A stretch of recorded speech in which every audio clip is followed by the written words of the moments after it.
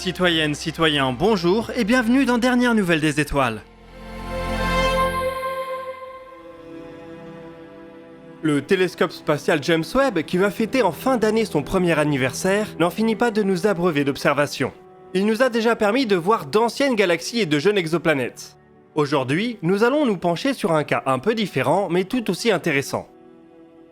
En juillet dernier, le télescope de la NASA a tourné pendant 2 heures son miroir vers une naine brune, VHS 1256b. Elle se situe à 69 années-lumière du système solaire et gravite à 150 unités astronomiques autour d'un autre couple de naines brunes. Les naines brunes sont des objets assez étranges. Ce sont des hybrides entre la planète et l'étoile. Elles ne sont pas assez massives pour allumer des réactions de fusion de l'hydrogène, mais tout de même suffisamment grosses pour parvenir à fusionner le deutérium, au moins pendant quelques milliers ou millions d'années.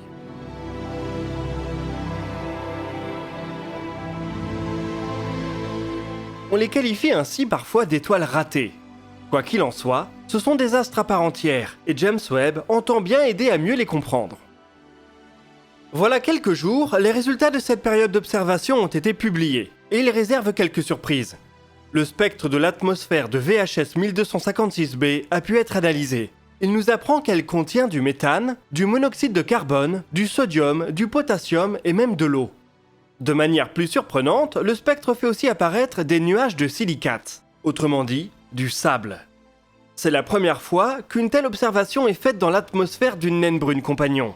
C'est le signe que cet objet, dont la masse est quasiment égale à 20 fois celle de Jupiter, produit assez de chaleur pour vaporiser des minéraux.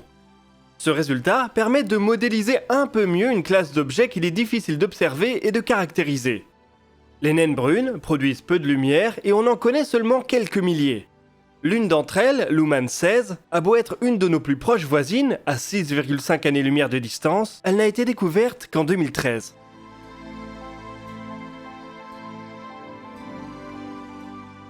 Ces astres sont plus faciles à analyser dans l'infrarouge, ce qui convient bien à James Webb.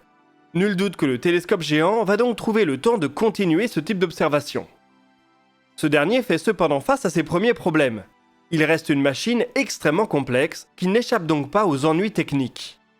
La semaine dernière, la NASA a ainsi annoncé qu'elle allait diminuer temporairement les capacités de l'un de ses 4 instruments, MIRI. À partir d'août, des équipes travaillant avec James Webb se sont rendues compte qu'une des roues permettant de basculer entre les différents modes d'observation de MIRI était soumise à des frictions croissantes. Elle permet de choisir sur quelle longueur d'onde l'instrument se focalise quand il cherche justement à produire certains spectres. Ce n'est donc pas tout MIRI qui est en panne, mais seulement une petite partie de ses capacités. L'instrument peut toujours produire des images, certains spectres et faire de la coronographie. La NASA espère par ailleurs pouvoir remettre les choses en ordre lorsqu'elle aura compris un peu mieux ce qui se passe. En cas de panne majeure, James Webb n'aura pas le luxe de pouvoir être visité par des missions de maintenance, comme cela a été le cas pour Hubble. Il faut donc espérer que tous ces instruments tiennent la route aussi longtemps que possible. Peut-être plus de 20 ans dans le meilleur des cas.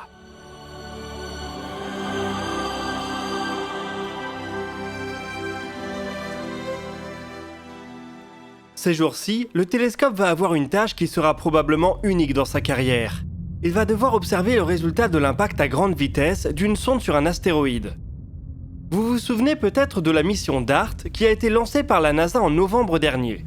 Elle consiste en un petit vaisseau de 600 kg dont l'unique but est de foncer sur un astéroïde double, pour vérifier si c'est une méthode valide de défense planétaire. DART a fait son chemin et l'impact a normalement eu lieu la nuit dernière.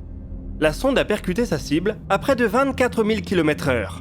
La cible en question est un astéroïde de 160 mètres de diamètre, qui est un peu l'équivalent d'une lune d'un astéroïde plus grand. L'expérience consiste à évaluer la manière dont l'impact a modifié son orbite. Ce qui n'est évidemment pas simple à dire quand on a utilisé la sonde dont on dispose pour provoquer cet impact.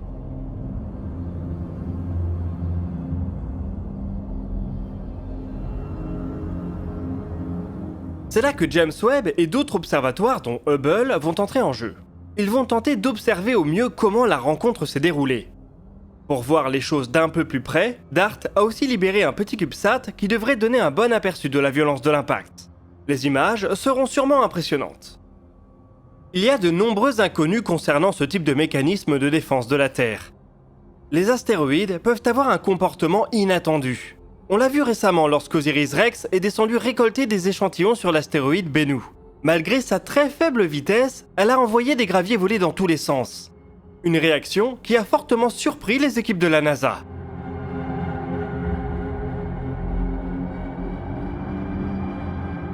Dimorpho, l'astéroïde visé par DART, pourrait offrir un comportement similaire. Cela va dépendre de sa structure. S'il est majoritairement rocheux, l'impact pourrait le fractionner ou du moins en vaporiser une partie. Si tout comme Bennu, il s'agit plutôt d'un amas lâche de gravier, alors il pourrait absorber une bonne partie de l'énergie de l'impact. Les deux scénarios peuvent déboucher sur des résultats très différents pour la défense de la Terre. Si on détecte un astéroïde réellement dangereux pour notre planète, il faudra être capable de comprendre sa structure pour adapter la réponse.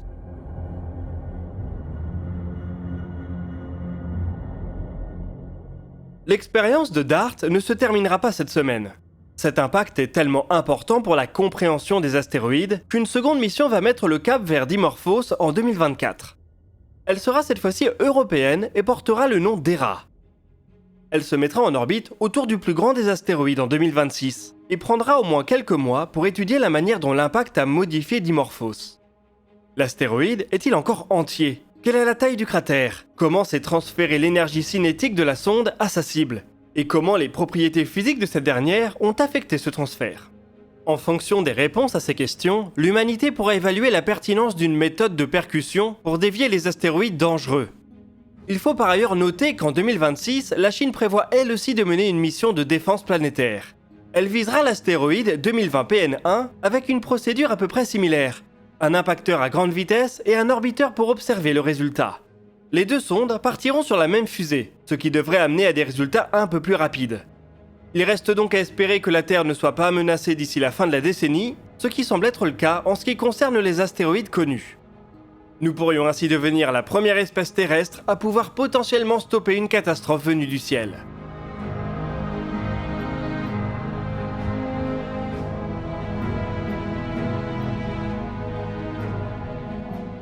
Ailleurs dans le système solaire, il va y avoir une autre sonde qui va foncer vers une autre lune, mais sans collision à la clé. Jeudi, la sonde Juno va réaliser un survol près d'Europe, une des lunes galiléennes de Jupiter. Le passage se fera à seulement 358 km d'altitude, ce qui est quasiment un record de proximité. En 2000, Galileo avait fait un peu mieux, en s'approchant 7 km plus bas. Ce sera en tout cas l'occasion d'observer la petite lune de près, avec des instruments beaucoup plus récents.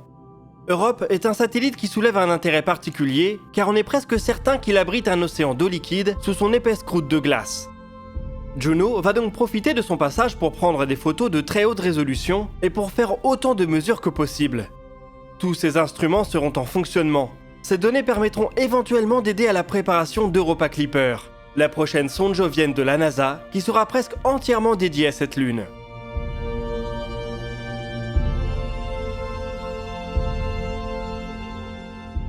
Elle doit décoller en 2024 à l'aide d'une Falcon Heavy. Ce devait à l'origine être un SLS, mais la NASA a préféré une option un peu plus économe.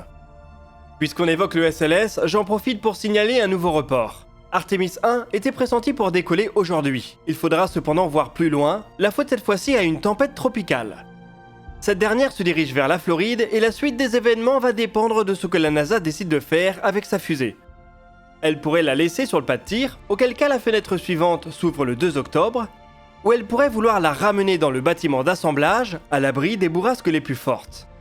Si vous avez vu notre dossier de la semaine dernière, vous savez qu'une telle procédure prend du temps, et que cela risquerait de reporter le lancement encore plus loin. On essaiera comme d'habitude de vous tenir au courant.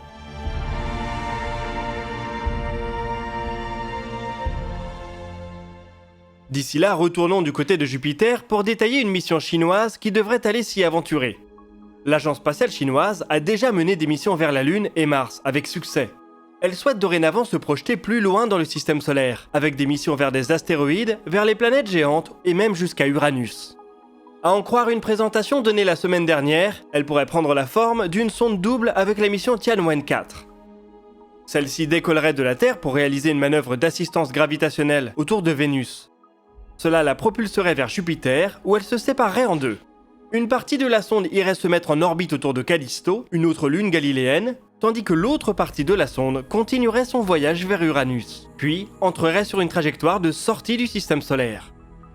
Peu de détails sur les instruments ou les objectifs de la mission pour le moment. On sait que le lancement est envisagé autour de 2030. Si la CNSA parvient à réaliser seule une telle prouesse, elle n'aura plus grand-chose à envier à la NASA. Il y a cependant encore du travail pour y parvenir.